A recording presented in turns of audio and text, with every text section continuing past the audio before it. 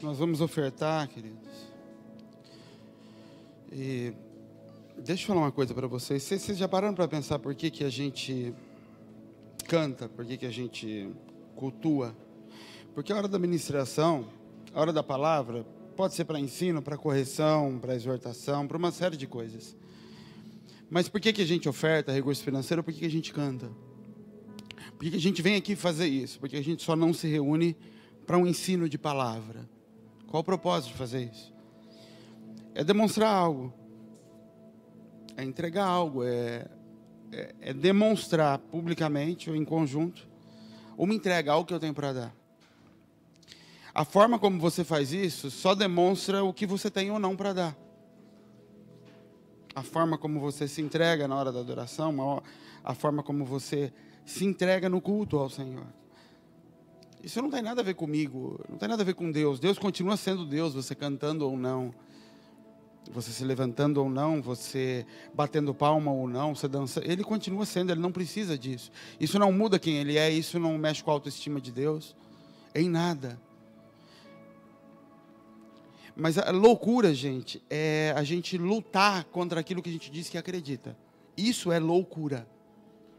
Não é loucura desviar. Não é loucura abandonar Deus. Embora eu possa achar que é, mas se isso é feito de forma consciente, eu sei o que eu estou fazendo, eu estou seguindo aquilo que eu creio.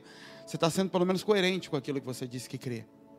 Agora, se você crê, se você diz que crê que Jesus é rei, que Ele é Senhor, e que eu venho aqui para honrá-lo, mas eu não o honro, eu desprezo a presença dEle, quem é o louco?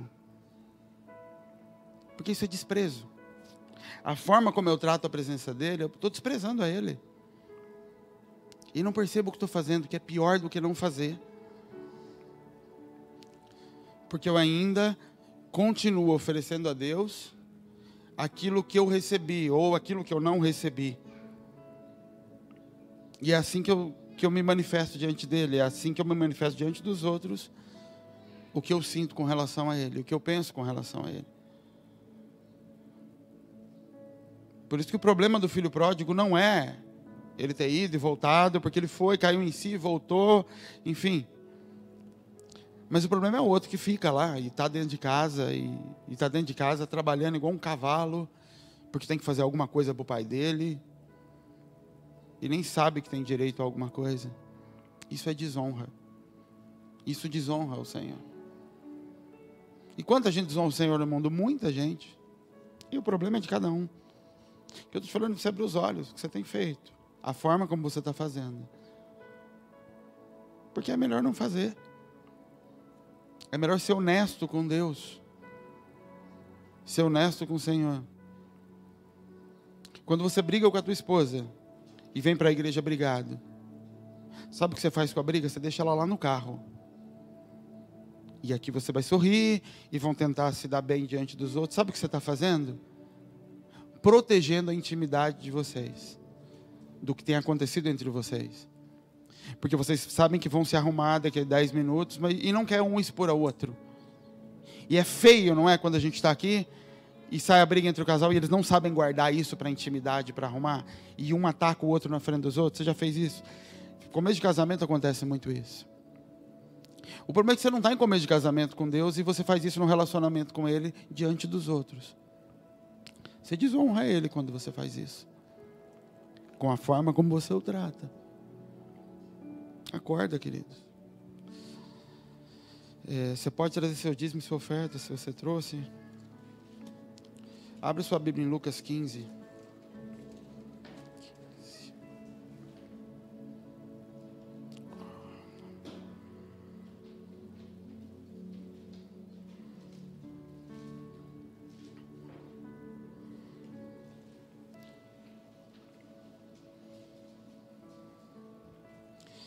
Eu me lembro no seminário de mulheres, no primeiro dia, quando elas chegaram aqui, eu sentei à tarde ali para conversar com acho que era com a Esther, acho que era ela.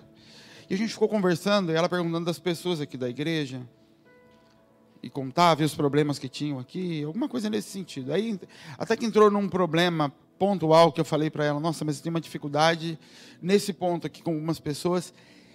E eu lembro que ela começou eu não me lembro exatamente a conversa, mas ela começou a abrir o leque para um lado de Talvez a pessoa não queira fazer isso.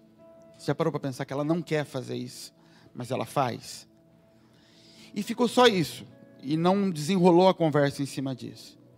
E depois que tudo aconteceu, que elas foram embora, e a semana que Deus nos trouxe com relação à libertação, aquilo começou a fazer um pouco de sentido para mim.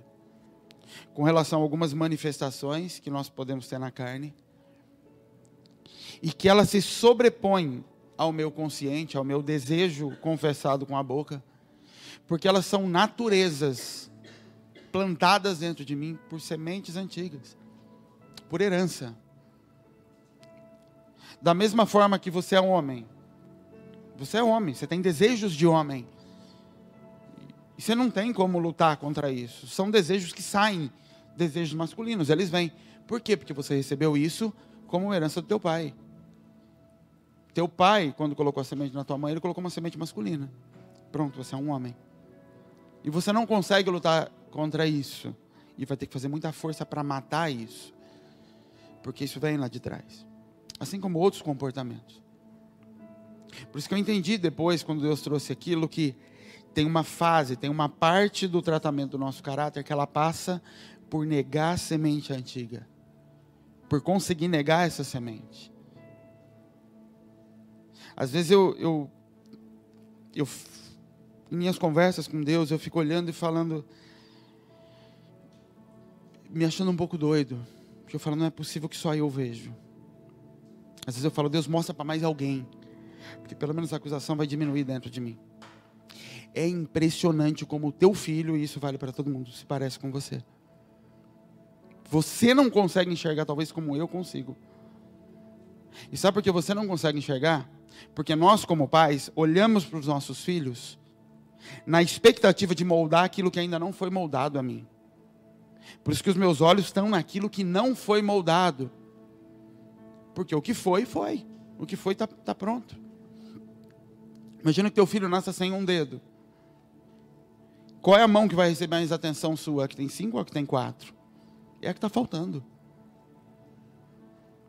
Quais são as matérias do teu filho na escola que você dá mais atenção? As que ele tirou nota ou as que faltaram? As que não tem. É por isso que você não consegue perceber nos teus filhos o quanto eles parecem com você.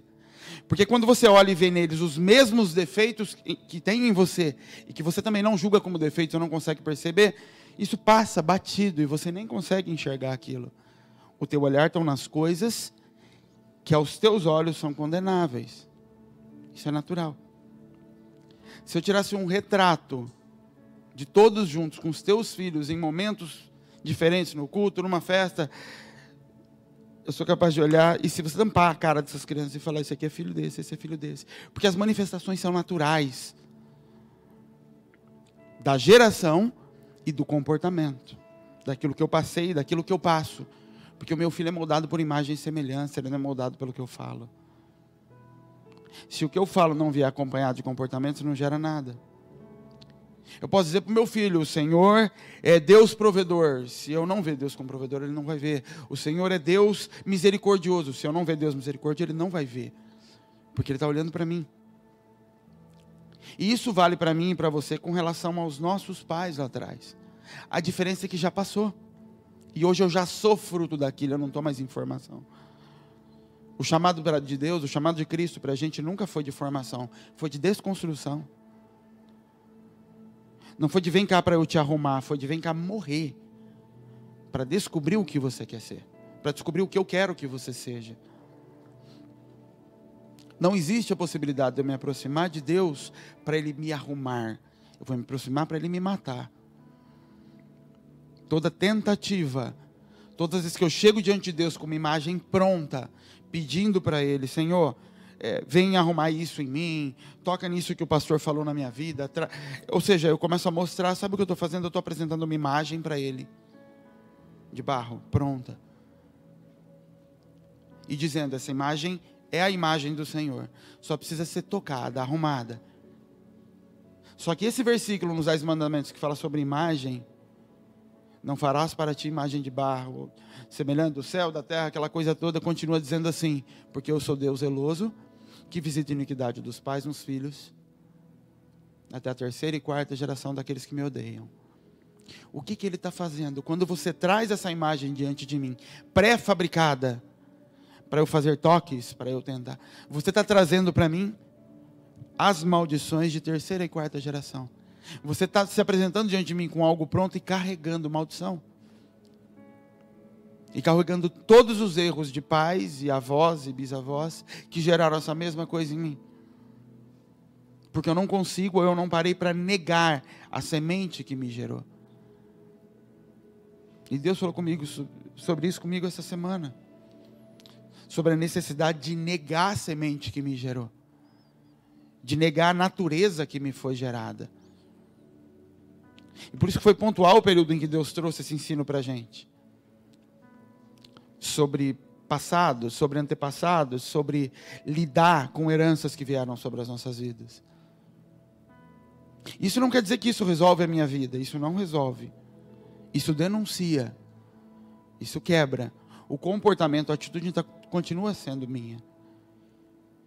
Isso serve para quebrar a autoridade de demônios em cima de áreas da minha vida, onde ainda tem legalidade baseada em atitudes lá atrás. Onde eu ainda não peguei o sangue de Cristo e levei sobre aquilo, onde eu ainda não confessei aquelas coisas. Mas o comportamental sempre vai continuar sendo nosso. E o que a gente pode dar azar aqui no nosso meio é porque tem poucas pessoas e ficam mais evidentes a vida de cada um, a família de cada um, os problemas, fica muito evidente. Mas o que a gente vive aqui é a mesma coisa que uma igreja de 500 pessoas vive. A diferença é que talvez não se toca nesse assunto. Quando alguém perde o emprego, o foco é tentar arrumar um emprego para alguém. Quando alguém divorcia, o foco é tentar segurar o casamento. E não se arrumar e se entender por que isso acontece. Mas os problemas são os mesmos. Nós não somos privilegiados com problemas. E nem com solução. E a gente precisa, no fundo, querido, entender quem sou eu diante de Deus. Lucas 15, Jesus narra 3 parábolas em sequência. Uma atrás da outra. Porque Jesus estava lidando com pecadores ali. Ele estava conversando com pecadores e com cobradores de impostos. E os fariseus chegam e começam a condenar Jesus. Porque ele estava tratando com aquelas pessoas. E Jesus começa a contar parábolas. Ele conta 3 na sequência. E de forma crescente são essas parábolas. Vamos ler o texto? Verso 3. E ele lhes propôs essa parábola dizendo: que homem dentre vós, tendo 100 ovelhas e perdendo uma delas, não deixa no deserto as 99 e não vai após a perdida, até que venha achá-la? E achando-a, coloca sobre os ombros, cheio de júbilo. E chegando à sua casa, convoca os amigos e vizinhos, dizendo-lhes: alegrai-vos comigo, porque já achei a minha ovelha perdida. Digo-vos que assim haverá alegria no céu por um pecador que se arrepende, mais do que por 99 justos que não necessitam de arrependimento. Essa é a primeira parábola que ele conta. Ele fala de uma ovelha. Engraçado que ele fala de ovelha no deserto. O deserto não é lugar de ovelha. A ovelha é conduzida pelos pastores a campos verdes. O Senhor é meu pastor. Ele me faz andar em campos verdejantes. Mas essa é a primeira fase que um homem passa quando ele se encontra com Deus. Quando ele se coloca debaixo de um rebanho. O pastor conduzindo essa ovelha por lugares que parecem não ter alimento. E a única forma dessa ovelha se relacionar nesse rebanho é confiando que o pastor sabe para onde está levando ela. Não tem outro jeito. Só que tem uma ali no meio que se perde do rebanho. Se afasta do rebanho. E a Bíblia fala que o pastor larga as 99 sozinhas, se necessário for, para procurar aquela outra. É ele quem procura. E quando ele encontra, ele coloca ela no ombro, em cima das costas. E leia isso figurativamente. Quanto pesa uma ovelha? Não é um bicho pequeno. E ele bota aquele bicho nas costas, no deserto, e carrega ela de volta. E quando ele chega em casa, ele chama todo mundo para comemorar, porque ele conseguiu encontrar aquela ovelha.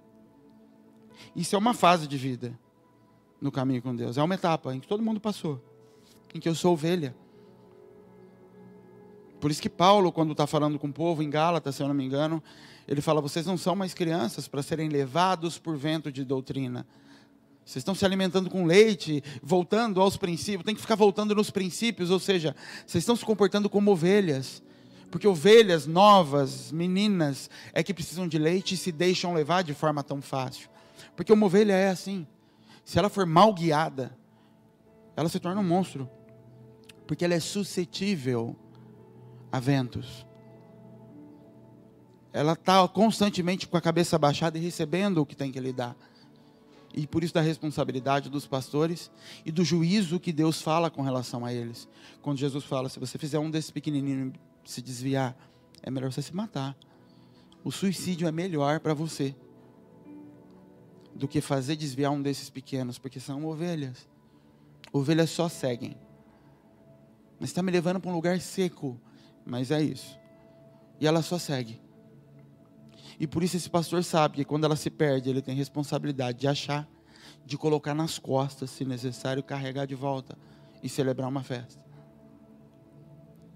O problema é a gente identificar quem nós somos nessas 3 parábolas. Se existem ovelhas ainda em nosso meio, eu acho que não. Se existem ainda pessoas que estão na fase de ovelha. Podem ter pessoas que nem se tornaram ovelhas ainda, que andam o próprio caminho.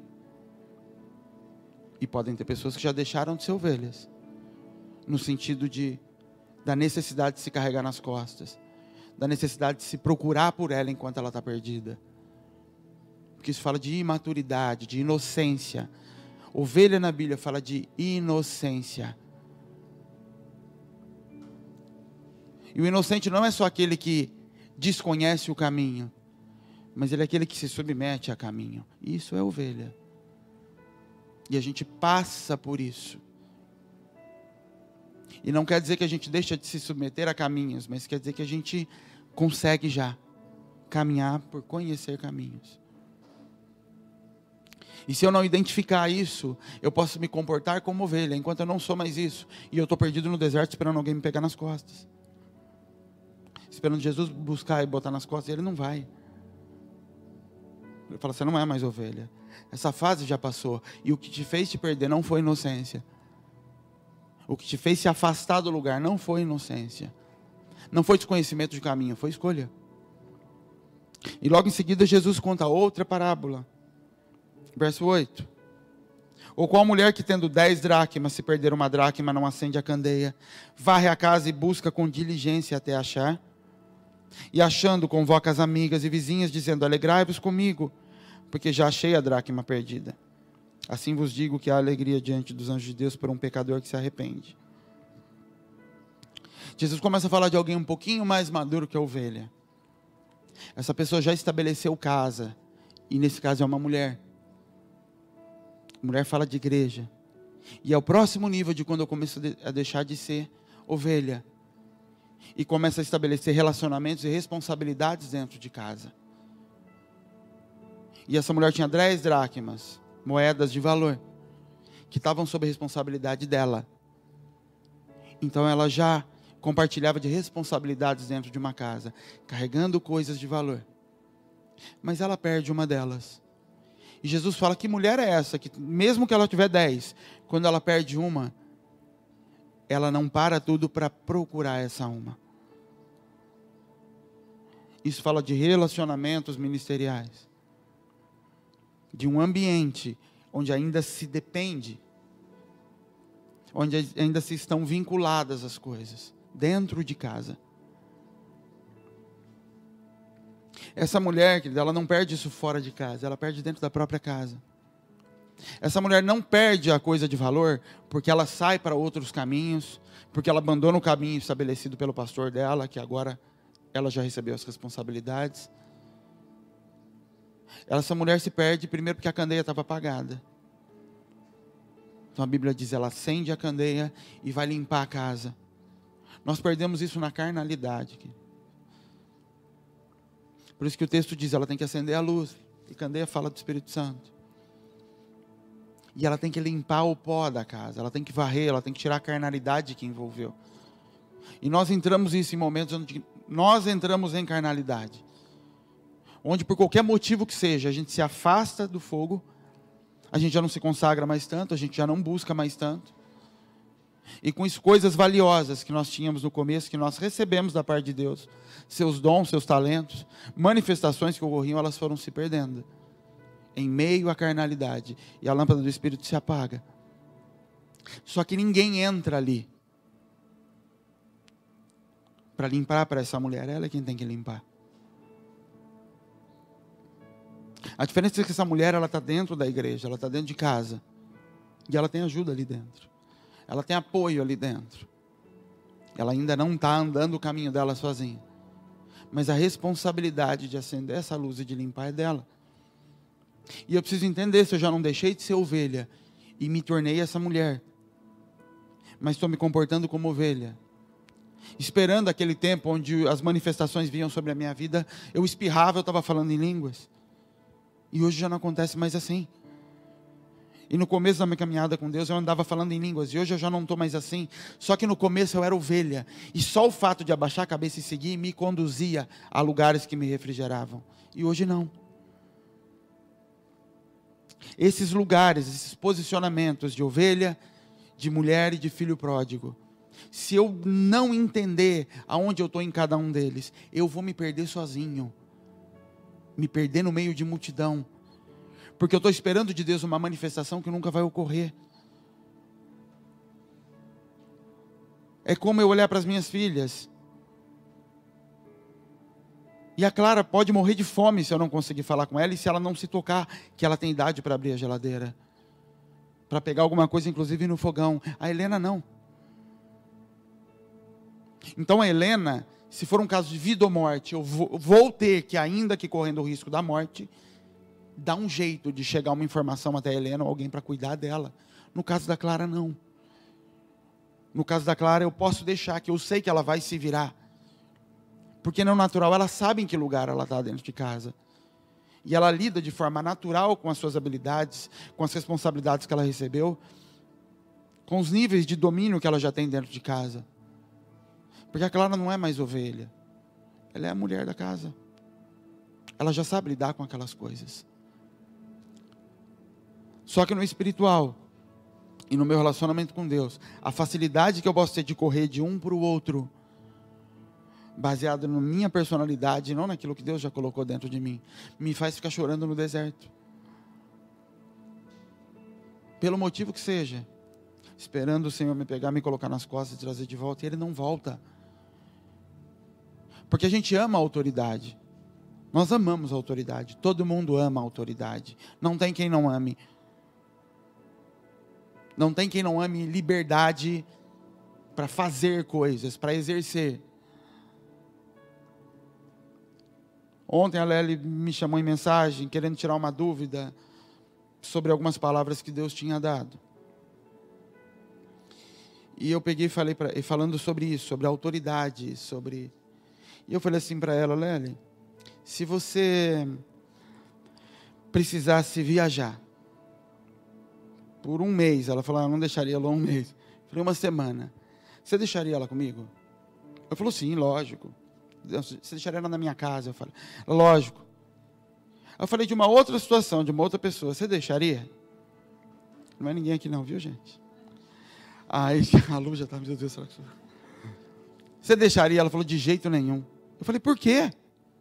Por que não? Eu falei, mas não ama? Você acha que não ama ela? Ama muito.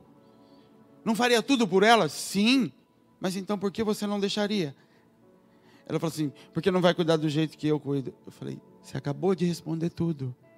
Você libera autoridade à medida em que você vê semelhança no tratamento e na forma como vai lidar com aquilo. Você não libera porque a pessoa tem condições de fazer, mas porque você está colocando debaixo dela uma autoridade sobre aquilo que você gerou. E você não faz isso com a tua filha. Eu falei, eu não faço isso com os meus filhos. A autoridade não vem pela idade.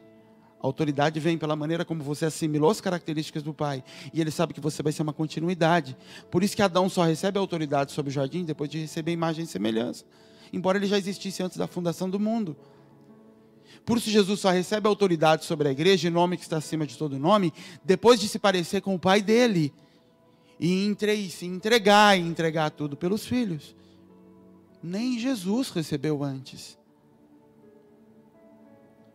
Jesus recebeu autoridade sobre demônios para cumprir ministério na terra. Mas nome acima de todo nome, governo ele recebe quando ele manifesta a imagem e semelhança com o Pai dele. Você não faz isso com o teu filho, mas espera que Deus faça isso com você. É loucura ou não? Você não faz isso com o teu filho, mas espera que eu faça com os meus. Você não entrega o teu carro a alguém que dá cavalo de pau, ainda que nunca tenha batido o carro, mas espera que alguém entregue a você responsabilidades e autoridades sobre o que está na tua mão, para você fazer do teu jeito. Não vai nunca. Olha para a tua vida. Olha para como Deus fez com Adão e foi fazendo com os filhos todos. Isso faz parte da nossa natureza. Entregar a autoridade mediante responsabilidade manifesta. E às vezes eu quero me mover diante de Deus, baseado no nome de Jesus, mas ainda me chamando de filho de serva, respondendo ainda por uma natureza que já era para ter sido largada há muito tempo. E por isso eu não demonstro autoridade diante dos demônios. Aqueles homens chegam, eles conhecem de Deus, eles já estudaram Jesus, eles conhecem Paulo, e eles vão falando no nome do ministério de Paulo, mas ainda respondendo pela natureza de serva. E sem perceber, a autoridade não foi liberada. Quando eles estão diante, eles percebem que eles não têm autoridade, a palavra não pega. Sabe diácono de igreja? Dá um cargo para um homem de diácono da igreja, numa igreja pequena, você vai ver o que acontece com esse rapaz. Ele começa a mandar, ele só não manda no pastor e nos presbíteros, mas dali para baixo ele começa a mandar em todo mundo. Duro, áspero às vezes. Porque ele recebeu autoridade sem imagem e semelhança. Então ele começa a impor sobre aqueles que estão debaixo dele algo que não é percebido pelos outros. Ele libera a autoridade baseada no título que ele recebeu. Mas a autoridade não é percebida naturalmente pelos que estão embaixo. Não surte efeito. Enquanto que quando a responsabilidade vem, quando a autoridade é transferida no mundo espiritual, você não precisa dar título para nada. As pessoas querem seguir. Jesus, qual era o título de Jesus, gente? Que título Jesus recebeu na terra? Nenhum. E ele nunca atraiu, e ninguém nunca atraiu tanta gente andando atrás, durante todos os mestres, os fariseus, como ele, sem título algum. Porque ele recebeu a autoridade lá no deserto. Quando ele conseguiu negar a natureza de Adão. Você reparou que no deserto, Jesus foi tentado nas mesmas coisas que Adão e Eva foram? O que o diabo estava fazendo ali? Jesus teve que negar a natureza da semente que tinha nele, porque ele é o segundo Adão, ele era filho de Adão. Satanás vem sobre ele, e só quando ele consegue negar a natureza do pai dele, que caiu lá atrás, ele recebe a autoridade. Embora ele tivesse crescido em ensinamento, cresceu em conhecimento e estatura, mas ainda tinha nele a natureza, que era a mesma natureza que o tentava o pecado, do pai dele lá de trás, de Adão. Satanás vem falando assim: você não pode negar que como Eva olhou para o fruto e falou, é bom para se comer, você não pode negar que você quer pão. Assim como Eva falou, é bom para dar entendimento, você não pode negar que você quer saltar daquele lugar e as pessoas te olharem. Assim como Eva foi tentada a ter todo o conhecimento e ser como Deus, você não pode negar que você quer todos os reinos da terra. E ele teve que negar, eu não vou me render à mesma natureza do meu pai lá atrás. E aí eu venço e posso estabelecer descendência a partir de agora. E esse estabelecer descendência, querido, passa a ser de forma espontânea e espalhar a semente que ele recebeu do pai. Passa a ser espontânea agora, porque ele passa a ser o pai. Até então existe concorrência entre a natureza do homem e a natureza de Deus. Entre a sua e a do teu pai. Elas concorrem entre si. Até que você se torna como ele. E aí é uma só.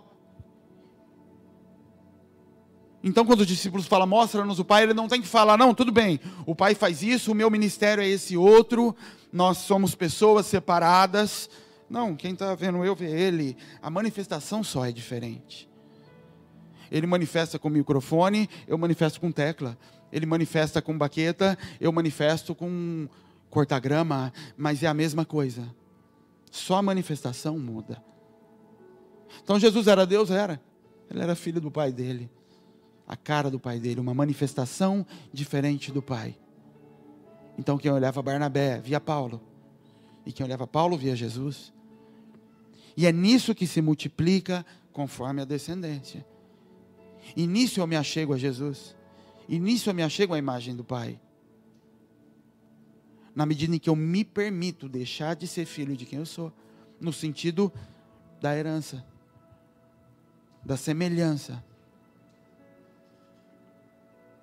Se isso não for quebrado, eu não vou conseguir manifestar. E vou ter sempre a minha autoridade limitada. E lutando a vida toda para conseguir fazer com que essa influência ocorra de forma natural e espontânea. E ela não ocorre porque no mundo espiritual ela não aconteceu. Ela não veio no mundo espiritual. Ela pode ter vindo aqui de boca. Mas ela não gera efeito. Depois que ele fala dessa mulher, versículo 11. E disse, um certo homem tinha 2 filhos. E o mais moço disse ao pai, dá-me a parte da fazenda que me pertence. Ele repartiu por eles a fazenda. E poucos dias depois, o filho mais novo, ajuntando tudo, partiu para uma terra distante. E ali desperdiçou a sua fazenda, vivendo dissolutamente. E havendo ele gasto tudo, houve naquela terra grande fome, e começou a padecer necessidades. E chegou-se a um dos cidadãos daquela terra, o qual mandou para os seus campos apacentar os porcos. E desejava encher o seu estômago com as bolotas que davam aos porcos, e ninguém lhe dava nada. Caindo em si, disse, quantos trabalhadores do meu pai têm abundância de pão, e eu aqui pereço de fome. Vou me levantar e irei ter com meu pai. E lhe direi, pai, pequei contra o céu e perante ti. Já não sou digno de ser chamado teu filho. Me faz como um dos teus trabalhadores. E levantando-se foi para o teu pai. E quando ainda estava longe, viu o seu pai, e se moveu de íntima compaixão, e correndo lançou-lhe o seu pescoço e o beijou. E o filho disse, pai, pequei contra o céu e perante ti. Não sou digno de ser chamado teu filho. Mas o pai disse aos servos, traz depressa a melhor roupa e veste a ele. E coloca-lhe um anel na mão e sandália nos pés. Trazei o bezerro cevado, e matai-o, e comamos e alegramos, porque meu filho estava morto e reviveu. Tinha se perdido e foi achado. E começaram a se alegrar. Esse é o último nível. Esse homem, quando pede a herança para o pai, a primeira coisa a saber é que, para ele poder pôr a mão na herança, ele já tinha atingido a idade de maturidade. Você pode pensar que há 30 anos, que era quando eles consideravam que o homem ficou adulto. Então esse homem já era adulto. E mesmo sendo adulto, ele continuava vivendo na casa do pai. Dono de tudo. E quando o pai fala com o irmão mais velho no final da parábola, ele fala isso para o filho mais velho. Você é dono de tudo. Esses 2 meninos, esses 2 rapazes, eram dono de tudo já. E viviam na casa do pai. Governando com o pai. Mas de repente ele fala, pai, isso não me basta. Eu quero receber separadamente o que é meu. Eu quero colocar a mão sobre o que é meu. E o pai dá a parte dele e a do outro também. O pai divide entre os 2. O outro não pediu, mas recebeu. Mas continuou ali, trabalhando com o pai. Passou alguns dias. Esse menino mais novo, que já tinha idade, mas não tinha maturidade, resolve andar a vida dele com aquilo que o pai entregou na mão dele. Porque isso é outro risco.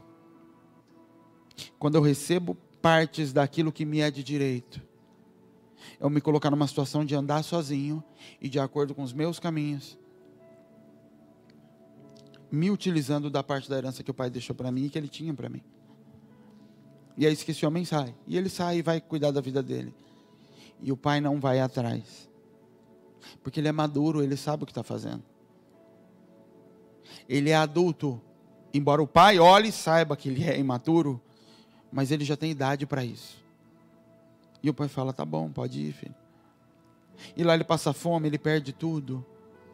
Só que esse menino tinha uma coisa, que é o que nos trava de voltar. Ele era humilde, ou ao menos toda a fome que ele passou o fez assim. Porque na cabeça dele, ele não estava voltando para um pai amoroso. Quando esse menino olhava para casa, ele não imaginava, eu vou voltar que eu sei que meu pai está no portão. Ele não era mimado. Eu sei que meu pai vai comprar as roupas tudo de novo. Lembra os meninos que usavam droga aqui na clínica? Eu lembro de amigo meu, assim, ele vendia as roupas. E a mãe comprava tudo de novo, o pai comprava tudo de novo na segunda-feira. Vocês já viram histórias assim? Várias de gente que a gente recebia aqui. Porque a imagem que ele tem do pai, eu posso gastar tudo e voltar. Esse menino não tinha essa imagem do pai dele. Ele conhecia a justiça do pai. Só que quando ele olha para o pai, a imagem que ele tem é, eu vou voltar. E se o meu pai me botar para trabalhar com os serviçais lá, já tá bom, pelo menos eu não vou passar fome. Agora você imagina a humildade que esse menino teve que ter para falar, eu vou voltar para casa. Eu saí brigado de casa. Porque meu pai não falou, filho, Deus te abençoe, esse é o sonho de Deus para a tua vida, não. Você está indo em rebeldia. Mas é teu direito, você é adulto. Eu não vou te segurar, eu não vou te pegar no colo, eu não vou te ajudar a acender luz. Você já recebeu parte da tua herança. Vai da forma que você quiser. Agora eu vou voltar. Eu já saí daquele jeito. Meu irmão, eu conheço meu irmão. Meu irmão é puxa-saco do meu pai. Trabalha igual doido lá e nem toca em nada. Porque o mais velho era assim. Achava que não tinha direito a muita coisa. E eu vou ter que voltar a encarar tudo isso e não mais estar em lugar de filho. Me colocar como servo para ter o que comer. Mas nem na rua, aqui em Campinas, a gente encontra gente assim, vocês sabem disso. Eles não conseguem voltar para casa. Porque não é porque brigaram às vezes. Eles não conseguem voltar, porque não vão voltar de mão vazia. Eles preferem morrer na rua, do que voltar para Minas, para o Nordeste, para onde quer que eles viram, de mão vazia. Porque quando saíram, eles saíram dizendo que iam construir a vida em São Paulo. E eles preferem morrer na rua, do que voltar de mão vazia. Se já é assim com um cara desse, você imagina com esse aqui, com esse filho. Que não só vai voltar, que foi tentar a vida, mas vai ter gasto tudo, e vai sair do lugar de filho, ao menos aos olhos dele, e vai ser tratado como servo dentro de casa. Pensa quantos dias esse homem matutou isso dentro dele, e o quanto ele teve que morrer e se humilhar dentro de si, para poder voltar para casa. Porque a dificuldade é muito grande. Eu não consigo imaginar o que esse homem passou para conseguir fazer isso. Mas mesmo sabendo de tudo isso, o pai não vai buscar. Ele fica na porta. Porque eu e você precisamos aprender a lidar com isso. Que toda autoridade que você recebe, e que se você decide vivê-la e andar de acordo com os teus olhos, você é responsável por lidar com as consequências e voltar. Já teve situações em que Deus usou pessoas para vir falar assim comigo, vai lá receber ele, vai lá buscar, porque ainda não é filho, ainda não chegou nesse lugar de poder carregar a herança, ainda é mulher, ainda é ovelha. Vai buscar porque se perdeu por inocência, ele nem viu para onde está indo, ele não saiu de lá porque não quis seguir, tanto que ele quis seguir que ele foi para o deserto, saiu por inocência. E já teve outros que vai lá, visita ele, liga para ele, ajuda a acender a luz. Fala algo para ele, e você fala, e aquilo acende a luz da pessoa, e aquilo destrava, e no outro dia ela começa a jejuar e limpar a casa, e arrumar para voltar a encontrar os talentos. Encontrar aquilo que Deus já tinha entregue. Mas tem um lugar que é lugar de filho pródigo, em que você já recebeu todo o conhecimento necessário, e que o pai ainda não virou para você e falou, agora você vai estabelecer isso em outros lugares. Isso ocorre com o teu casamento, na figura aqui na terra, mas com responsabilidades ministeriais, na responsabilidade do céu. Quando você vai estabelecer nova casa, vai estabelecer novos caminhos onde outros vão comer. Mas quando eu pego os talentos que Deus me deu, isso pode ser talentos espirituais, naturais, recurso financeiro, o que quer que seja. Mas quando eu pego parte daquela porção e decido lidar com isso da minha forma, o que eu estou fazendo estou saindo de casa. E sabe por que você conseguiu fazer isso e lidar com isso da tua forma? Se você conseguiu, já é sinal de que você está tocando em coisas as quais você tem direito mesmo de administrar. A forma como você lidar com isso é outra história. Mas você realmente tem direito. Imagina Mateus. Mateus já tem uma filha. Mas o Mateus é um caso de que não tinha filha no começo do ministério e agora tem. O Mateus vinha para a casa de recuperação e o Caio era quem ficava aqui. Quando o Mateus ia ficar aqui, o Caio dava as instruções para ele. Tem que fazer assim, não tem que fazer desse jeito, faz desse outro. Agora ele esquecia, mas o Caio dava. E ele ia tentar seguir aquilo que foi deixado. Porque ele está lidando com um filho que não é dele. Era o Caio quem estava ali. Quando o Mateus teve a Heloísa, e se Deus permitiu que ele tivesse uma filha, eu como pai vou olhar e vou falar assim, essa é uma parte que Deus entregou para você administrar. Assim como se Deus tivesse dado a ele dom de cura. Eu não gerencio esse dom. Isso é parte da herança que já foi transferida. Já está ali. E se ele fala assim, eu vou lidar com isso, não quero usar. Eu quero usar só de primeiro domingo do mês, porque eu entendo isso. Fala, amém. O que você está fazendo a partir desse momento? Você está se utilizando de uma parte da herança que você recebeu, e entendendo que eu quero administrar ela da minha forma, e eu estou saindo de casa. Por isso que quando esse filho volta, ele recebe duas coisas do pai, ele recebe veste, 3 coisas. Ele recebe veste, fala de justificação. O que permite que esse filho volte a sentar na mesa, é a roupa que ele está vestindo. Então ele é justificado, não olhem torto para ele. É isso que o pai está falando, não olhem torto para ele. Eu o justifiquei. Ele recebe um anel. E o anel fala de autoridade. Ele voltou a ter autoridade aqui dentro de casa. E ele recebe sandálias, que fala de caminho. Ele voltou a andar nos caminhos que eu estabeleço para ele. Porque ele voltou para casa. E se eu precisar que esse menino saia daqui um dia, para estabelecer os caminhos dele num outro lugar, ele vai com essas sandálias, ele vai com esse anel. E dentro de casa não significa que ele é um filho bebê, que vai ficar aqui, e eu vou dominá-lo até ele ficar velho, não. Significa que ele vai tocar as coisas, porque eu vou ficar velho. Mas que a herança e o dinheiro que ele tem direito, ele tem por ter sido gerado da minha semente.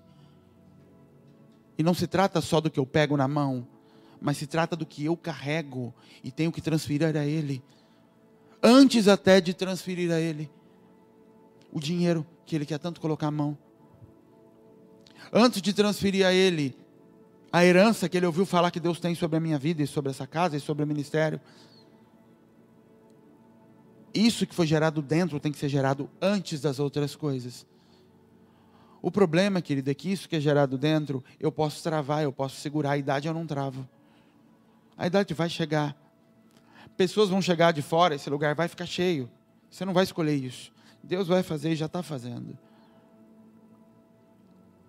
E cedo ou tarde vai ter que falar para você, porque um casal vai te procurar aqui dentro para se aconselhar. Eu falo, vai aconselhar. A diferença é que vai chegar uma hora e você vai gastar tudo que tem diante de problemas e não vai ter como lidar com aquilo. E quando a fome vier sobre a terra, você não tem o que fazer. Porque você saiu sem vestes, sem sandálias e sem anel. Saiu com a herança natural que recebeu, com o conhecimento que recebeu no ouvido, com o livro que leu, com as ministrações que gravou, que anotou, com aquele bolo de informação que você juntou, e eu vou trabalhar com isso, mas isso acaba. Sabe quando você percebe que isso acaba? Quando você tem que pregar todo domingo. Chega uma hora o conhecimento acaba. E que se você não estiver ligado ao Pai constantemente para ser uma extensão dele, eu não tenho o que dar. Porque eu sou um tubo Um cano que começa em Jesus lá na cruz e foi passando para Pedro, para Paulo, para Tiago, para Barnabé e para todos os outros, e a continuação vai até chegar na volta de Cristo. E quando você decide não ser um tubo nessa continuação, porque você nem fazia parte da família de Cristo, e agora eu me converti, mas eu não quero me encaixar como uma continuação de ninguém, eu quero continuar sendo quem eu sou, numa natureza firmada que eu tenho na minha mente, que vem de alguém que nunca fez parte disso, e eu quero ser uma curva nesse tubo, e deposita um pouquinho aqui em mim, e continua a sua caminhada, e eu vou criar um caminho paralelo. Não existe isso, porque eu não estou ligado no Pai. Mesmo Cristo só podia descarregar durante o dia, porque à noite ele estava ligado no Pai. Por isso que Jesus fala, eu sou a videira, e se você estiver ligado em mim, se você estiver com um ramo ligado em mim, você vai frutificar. É impressionante, gente, como o mundo espiritual e esse princípio acontece de forma sobrenatural. Sabe, palavra de mãe que não erra, se falou vai acontecer, é porque Deus é um Deus de continuidade. E é fácil ver isso lá na África, quando a gente lida com Manuel, porque como eles são totalmente inocentes, e obedecem cegamente, e cada vez que ele conta as histórias, o poço é um exemplo desse. Nós tivemos em Tete, vamos cavar um poço e o negócio seco, e depois a gente percebeu que aquela obediência deles, na verdade, era em função do fruto, e não do desejo de obedecer. Porque quando a palavra começou a ficar contrária ao que eles queriam fazer, aí foi embora, e a cabeça levantou, e a cabeçada começou a vir, como um bode. Não, mas o senhor falou que era aqui, e agora já não é mais, e foi assim. Terra seca. Ah, mas ele falava isso para mim, nós cavamos 6 metros, que o apóstolo mandou cavar, nós cavamos. Fala, você estava cavando interessado no que ia dar, e não interessado em obedecer. E a prova disso é isso que você está vivendo. É só fruto. E com Manuel cava poço aqui. E a gente vai embora e aquilo dá água. E agora quebrou a fonte da vila. E a vila toda bebendo da água daquele lugar. E aí eu me lembro, há pouco tempo atrás o Manuel veio falar comigo, eu comentei com vocês, que estava tendo confusão. Porque a vila inteira agora vai lá na igreja buscar água. E ele começou a me falar, e eu falei, que tipo de problema você está tendo? Que hora eles chegam aí? Ele falou, 4 horas da manhã, 4h30 já tem gente aqui. Eu falei, não está tendo problema? Ele falou, roubaram uma esteira. Eu falei, Manuel, o que você acha de pôr horário? Estabelece horário, as pessoas têm horário para entrar e horário para sair. Porque não é justo a Elza, a tua esposa, ter que pegar uma fila gigantesca agora para pegar água. Você vai ajudar, mas tem que ter... Aí ele falou assim para mim, eu falei, o que você acha disso?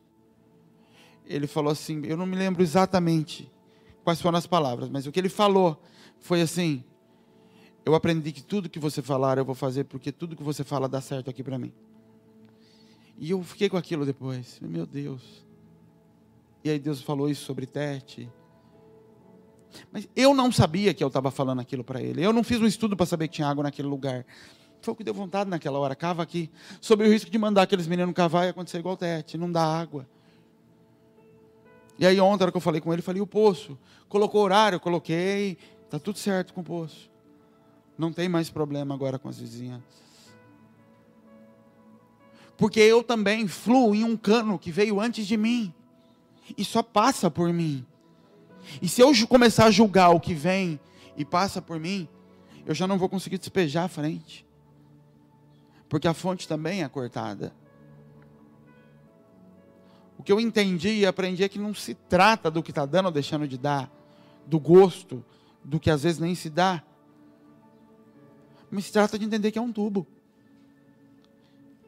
E que se eu permitir passar, eu vou receber o que cabe a mim. Eu vou receber o que me cabe. Por isso que todas as vezes, enquanto estava passando, o que a gente passou na igreja antes de vir para cá, o que Deus me falava é só, se cala, honra e se cala, honra e se cala. Não se defenda, não se defenda. Porque o que você tem a receber não tem nada a ver com o rumo que ele vai dar no pedaço de cano dele, na porção dele. Mas tem a ver com você se colocar no lugar de entender que você recebe, aquilo flui. E com aquilo manifesta o que você tem a fazer. Tem lógica, querido? Uma plantação que você tem aqui e você resolver cortar o relacionamento com o rio que te irriga lá em cima, porque agora a sua plantação já está grande, você faria isso? O rio lá em cima, ele está muito errado, eu acho que eles estão errados. Então eu vou cortar aqui, porque agora a gente já tem nossa terra. Sabe o que vai acontecer? A plantação vai secar. Porque você só está frutificando aqui pelo que passou antes, e pelo que passa antes, e pelo caminho todo da água. E os teus filhos que Deus tem reservado para você, só vão frutificar lá na frente pela água que está passando na tua vida. Os filhos naturais e espirituais que Deus tem para você, só vão ser gerados e frutificar pela água que hoje está passando pelo teu pedaço de cano. O diabo nos engana de adquira conhecimento e seja como Deus, para não depender de Deus. Nossa, imagina, é isso. Seja do tamanho do teu pai, para não depender do teu pai. O dia que eu paro de depender da natureza dele e da essência dele lá de trás, eu estou quebrando a corrente com aquilo que me deu direito. E o que me deu direito foi descendência. O que dá direito a Jesus é descendência. Jesus pode fazer e curar pessoas, não porque ela era Deus. A Bíblia diz em Atos, e você ouviu falar de Jesus, que andou e curou pessoas, expulsou o diabo, e fez tudo aquilo, porque o Espírito Santo era com ele. Jesus curou pessoas, teve manifestações, porque era cheio do Espírito. Mas ele cumpriu o propósito de redenção do mundo, porque ele era filho. É totalmente diferente. Por isso que no dia, Jesus vai olhar para apóstolos e dizer assim, e eles vão dizer, nós curamos no teu nome. Realmente curaram, porque são cheios do Espírito, porque receberam dons do Espírito. Mas herança no céu, entrar aqui, é para filhos, não se trata de dons, não se trata de talento, se trata de descendência. E céu é lugar para filho, não para quem se move em dons. Herança se trata disso. Por isso que as igrejas não conseguem gerar filhos, então elas oferecem hoje promoções, cura, dinheiro. O que é que você está precisando? Para eu conseguir te vincular a mim. Não se trata mais de gerar filhos. E por isso que a igreja evangélica tem se tornado uma salada hoje diferente do que era antigamente. Porque mesmo no erro antigamente eram todos muito parecidos. Porque todos se submetiam, ainda que por julgo, mas se submetiam a uma natureza que vinha antes deles. Eles olhavam o pastor para saber até como se vestir. E hoje não. Porque hoje a busca não é mais por se gerar filhos, por entender que vai ter imagem e semelhança. Continue sendo quem você é, do jeito que você é, da forma que você é. Eu te dou algo baseado nos meus dons e talentos, inclusive com a ajuda do diabo em alguns casos, e com isso você fica perto. E o que acontece? Não se gera mais nada, e por isso o pecado aumenta. E por isso a prostituição, o adultério e tudo cresce muito no país. Porque não existem mais filhos. Foi se desvinculado da essência de trás. Caminhos paralelos. Sabe o que acontece quando você começa a abrir muito caminho? Desviar o rio em muitos caminhos? Ele seca. O rio, na essência, não seca. Aqueles caminhos começam a se secar. Não é isso que acontece? Em desvios de rio? Mas e o rio lá atrás na fonte? Continua produzindo na mesma intensidade. Aqueles veios que foram abertos e que começam a se secar. Porque não existe a possibilidade de criar-se novas descendências para o fluir de Deus. Continua sendo a essência em Cristo. Continua sendo eu chegar no céu, um anjo olhar para a minha cara e falar, cara de Jesus. Mas para isso, eu posso até me mover embaixo de dons. Mas o que me garante herança. E herança fala não só de desfrute, mas de reprodução. O que me garante isso é estar ligado à fonte. Ainda que eu tenha saído, é voltar. E voltar é muito mais difícil. É muito mais difícil. Porque não tem mais nada. E porque tudo que eu imagino e eu tenho a respeito de pai, agora é mais difícil ainda de lidar. Se já era difícil me aproximar de pai, por toda a dificuldade que eu tenho de entender pai, Agora que eu me desvinculei dessa fonte e torrei tudo, voltar é muito mais difícil. Mas não tem outro jeito. Não tem, gente. Se Deus não poupou nem o seu próprio filho de passar por aquela dor, você acha que Ele vai poupar a mim e você? Você acha que por você ficar no deserto berrando, bé, bé, bé, Ele vai mudar? Ele não mudou nem com Jesus, enquanto Jesus orava na cruz e falava, se possível me tira desse negócio. Por que você me abandonou? Eu lembro de uma situação em que eu não me lembro onde isso aconteceu. Eu não lembro nem se foi com as minhas filhas. Nossa, gente, eu não lembro onde foi isso, mas de uma criança que foi para o médico isso, e o braço da criança deslocado. E o pai entregou isso, um pai, eu ouvi essa história, e um pai entregou aquela criança na mão dos médicos. E um ortopedista olhou aquilo e falou, está deslocado. E o que você faz para voltar um braço no lugar? Segura a criança. Então o pai ficou aqui. Um médico, ou dois, não lembro, agarrou a criança. Agarraram as pernas, agarraram a criança aqui. E a criança esperneando, chorando. E um outro pegou o braço dela e puxou. E ficava tentando pôr no lugar. Aquela criança chorava e olhava para o pai e falava, por que você está deixando eles fazerem isso comigo? Aos olhos da criança, o pai estava ferindo, entregando a criança para ser judiada. E o pai olhando para aquilo e sem poder chorar para a criança não desesperar. Não, é para o teu bem. Mas se você não aceitar e não se submeter a isso, o teu braço não volta para o lugar. A diferença é que aquela criança não tinha forças para se soltar daqueles homens. Nós temos. Eu posso escolher não porque você quer me machucar. E o pai do lado de cá olhando para a criança fala, você não tem maturidade para entender que não é para te matar. É para colocar coisas no lugar na tua vida. Mas você pode escolher ao contrário daquela criança, sair com o braço torto e falar, não, ele quer me matar. É a tua escolha. É Jesus, mesmo Jesus, com conhecimento, com sabedoria, mas sem ser onisciente, ele pergunta algo para Deus que não tinha ocorrido. Por que o Senhor me abandonou? E Deus fosse responder, falou, não te abandonei.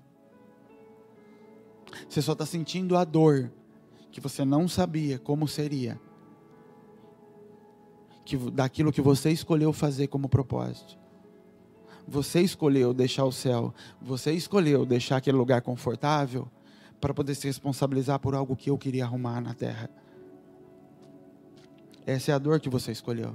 E eu vou deixar você passar por cada gota dessa dor, porque ao final disso tem uma recompensa sobre a tua vida.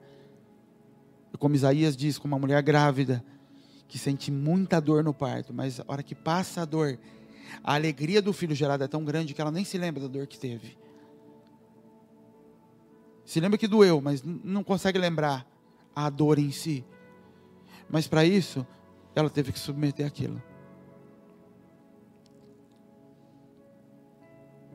Se você não se submete, querido, e se você se dobra a sua dor, teus filhos saem malditos, como Raquel. Quando a dor daquele menino vem e as complicações vêm sobre a vida dela, ela demonstra que o amor que ela tinha por Jacó estava mais ligado ao benefício que ela receberia e não a dar filhos a ele. Que ela não estava disposta a morrer se necessário por aquilo que Jacó ia gerar nela, pelo prazer de dar um filho a Jacó. Ela preferia ela ficar viva e desfrutar. E aí ela amaldiçoou o filho. E o pai tem que resgatar o menino. E a gente é provado nisso. De que está mais interessado no desfrute que aquilo vai me dar do que na continuidade da descendência de Jacó. No desfrute do ministério do que na continuidade da descendência de Jesus. E que é só para isso que Ele me chamou. Para manifestar aquilo que Ele tem feito fluir no longo de 2000 anos até chegar em mim. E que só vai ocorrer passando por Pai, ficando na casa do Pai. Você precisa se localizar nesse lugar. Se em algum momento você está perdido em Deus, perdido no propósito, perdido no entendimento de coisas, você precisa se localizar. Como ovelha, como mulher, como filho pródigo. Para entender se eu estou precisando de uma palavra de alinhamento. Se eu estou precisando de alguém que me ajude a enxergar, a encontrar esses valores aqui em casa. Me ajude a perceber o que é que tem que ser arrumado. Acender essa candeia de novo, tirar um tempo de consagração para me posicionar. Tirar a carnalidade que tomou conta. E aí eu vou achar isso aqui, vou celebrar com todo mundo de novo. Vou chamar as vizinhas. Porque quando eu perco coisas de valor, querido, eu entro em pecado. Quando eu me perco no deserto como ovelha, eu entro em pecado. Tanto que nos dois casos, ela fala, Jesus diz na parábola, a alegria no céu quando um pecador se arrepende do que por 99 justos. Ele está falando de pecado e arrependimento. No caso da mulher, ele diz, a alegria no céu quando um pecador se arrepende. Está falando de pecado e arrependimento. No caso do filho, não. Esse filho estava morto e ressuscitou. Porque quando eu pego a herança para lidar da minha forma, isso não gera pecado, isso gera morte. Porque a vida é, se estiveres ligado em mim, como eu estou no Pai, tereis vida. Isso tem a ver com a vida que flui em mim. Ela vem dos meus pais, no natural e no espiritual. O que te faz ficar de pé e se mover é o DNA que o teu pai transferiu para você. Deus gerou vida em um homem, Adão. Ele criou células em um homem, Adão. Deus fez um coração até hoje só, o de Adão. O seu vem de células que existem em Adão, que existiam nele, e que quando transfere para o filho, através de um espermatozoide, tem a capacidade de multiplicar aquilo e gerar aquilo. Ou seja, de onde vem a tua vida e a minha? De Adão, do pai. E se eu tivesse como me desvincular dessa natureza natural, primeiro que eu não teria problema com o pecado. E segundo que eu morreria. Porque Deus não fez dois corações até hoje, fez um só. Deus não fez dois propósitos para o ministério, Ele fez um só. E se eu me desvinculo da fonte, eu morro. Nesse caso não é, estava em pecado e se arrependeu. Nesse caso do filho estava morto e ressuscitou. Quando? Quando voltou para casa. Quando voltou para a plantação do pai, ou vai plantar milho, nós vamos plantar milho. E vamos ter maior plantação de milho, mas é milho por enquanto. Não é tomate na casa do pai. Mas é tudo meu milho, é tudo seu milho. Mas é milho, porque ainda é do que está acontecendo nessa terra. Fica de pé, querido. Vamos orar.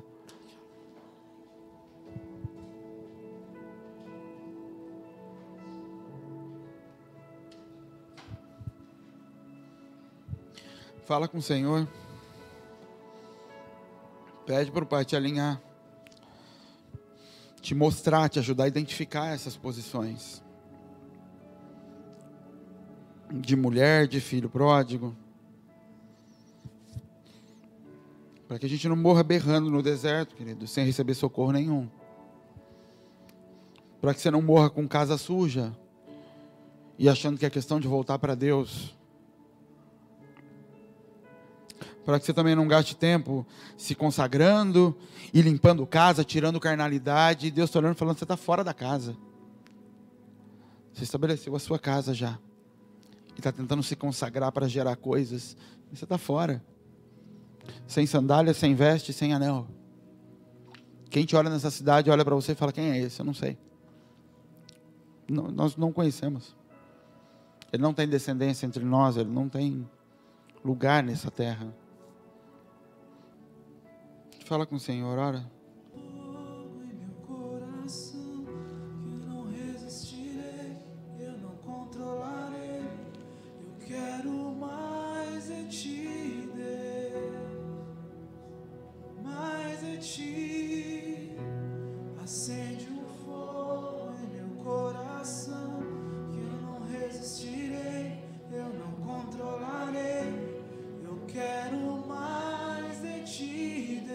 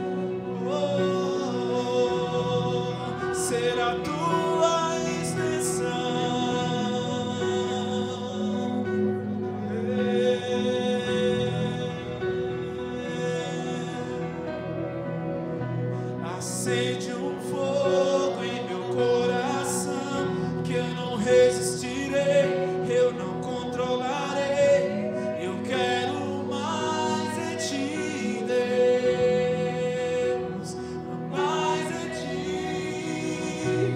Acende um fogo em meu coração que eu não resistirei, eu não controlarei. Eu quero mais de ti, Deus, mais de ti. Acende um fogo em meu coração que eu não resistirei, eu não controlarei. Eu quero mais de ti, Deus, mais de ti. Não há outro lugar onde eu quero estar. Não há outro lugar do que em teu amor, em teu amor. Não há outro lugar onde eu quero estar. Não há outro lugar do que em teu amor, em teu amor.